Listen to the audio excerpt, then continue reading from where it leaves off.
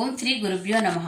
గురువుగారికి పాదాభివందనాలు. గ్రూప్ సభ్యులందరికీ నా నమస్కారాలు. నేను ఎంపిక చేసుకున్న పద్యం దాశరథి శతకంలో 34వ పద్యం బండన భీముడు. ఈ పద్యమును గురించి మన గురువుగారు ఇంతకు ముందు చాలాసార్లు చక్కగా వివరించారు.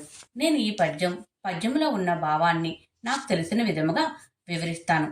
రామభక్తుల్లో ప్రథమముగా చెప్పుకునేవారు ఆంజనేయ స్వామివారు. ఆయన అపారమైన భక్తి కలవారు.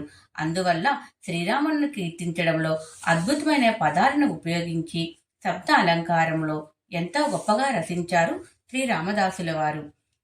బండన భీముడు ఆర్తజన బాంధవుడు, ఉజ్వల బాణతూన కోదండ కళా ప్రచండ భుజ తాండవ కీర్తికి రామమూర్తికి రెండవ సాటి దైవ